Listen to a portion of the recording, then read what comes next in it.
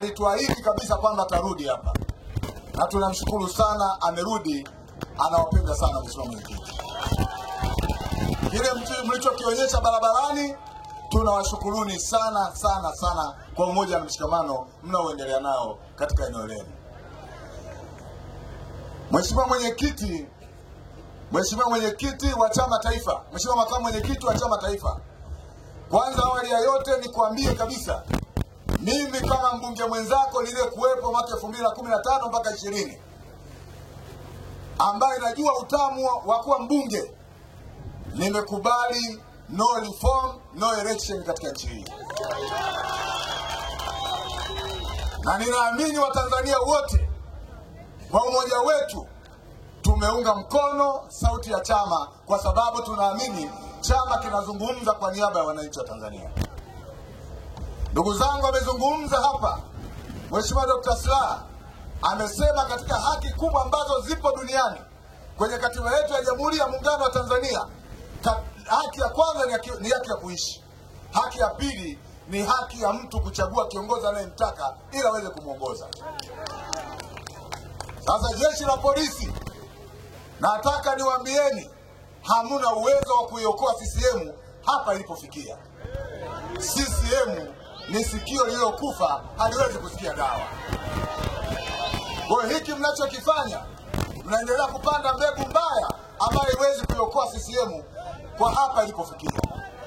Ili CCM iweze kuokolewa, ni lazima itekeleze wajibu wake wa kuwahudumia wananchi. Miaka 63 serikali ya CCM imefeli. Hata mngeipa miaka 100, Chama cha Mapinduzi hakiwezi kuwahudumia Watanzania. Kwa sisi tumejiandaa vizuri kuhakikisha kwamba no reform no election inatekelezwa kwa sauti kubwa na kwa vitendo katika nchi hii. Na tunataka tuambieni serikali ya CCM kumkamata Mheshimiwa Lissu, mwenyekiti wetu wa Chama Taifa. Mnafikiri mnaififisha Chadema? Chadema ni mpango wa Mungu, tutaendelea kukomaa mpaka kieleweke katika nchi hii. Mimi mnayeniona nazungumza hapa ni mwanga mkubwa wa chaguzi za Tanzania. Nimepoteza watu wengi sana pale Tunduma. Mwaka 2019 na 20 tulipoteza watu zaidi ya 8 kwenye mji wa Tunduma.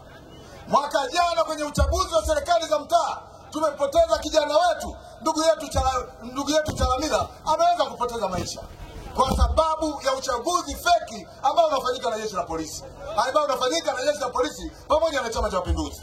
Hivi jeshi la polisi, haiwezekani nyinyi mmepewa majukumu kwenye katiba ya Jamhuri ya Muungano wa Tanzania ni kulinda rasilimali za watu na kulinda watu wenyewe.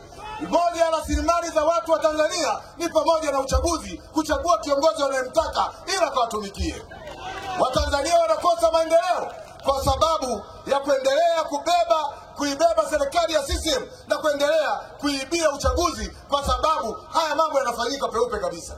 Nashangaa katika mashtaka aliyompa Lissu, wanasema utatueleza kwa polisi waliiba wapi uchaguzi. Tunaweza tukawapa ushahidi, klipu ziko wazi, polisi anadumbukiza kura kwenye sanduku la kura. Klipu ziko wazi, klipu zinazunguka.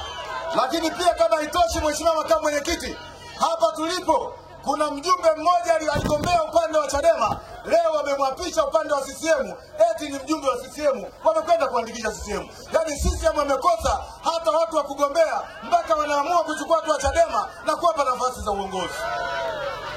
Chama kimekwisha, hakiwezekani. Jeshi la polisi mmeshachelewa. Washaurieni Chama cha Mapinduzi kwamba hakiwezi kusimama tena kwa miguu yake yenyewe. Sasa hivi Watanzania wameshakikataa, na sasa hivi hakiwezi kuongoza Watanzania. Tunahitaji kuongoza nchi hii, tunahitaji kufanya mabadiliko. Wana mahali vilio vyenu mnavyolia kila siku, ondoeni Chama cha Mapinduzi. Na kama hakitaki kuondoka kwa sababu ya kula, kitakuja kuondoka kwa nguvu, kwa sababu haiwezekani hawa polisi wakatushinda ukiondoa Chama cha Mapinduzi. Leo tukiweka uchaguzi hapa na CCM ni wepesi kama karatasi, tutaondoa saa 12 asubuhi. Alafu unafika mahali unakuta jeshi la polisi ambao tunawasemea kwenye majukwaa, kikokotoo kinawatandika. Mna matatizo mengi, mpaka mnaibiwa fedha zenu ambazo mnakwenda kuzichanga, mnakatwa kwenye mishahara yenu kwa ajili ya mazishi. tunasema serikali hii haiwezekani, mnaendelea kuikumbatia CCM. Tunataka kuiondoa CCM, ikae pembeni, tuongoze taifa hili. Mheshimiwa Makamu Mwenyekiti, kwa sababu sisi ni nyumbani na kwa sababu tutaendelea na majukumu mengine hapa, naomba kwa muda uweze kusimama hapa na kuzungumza na wanahabari.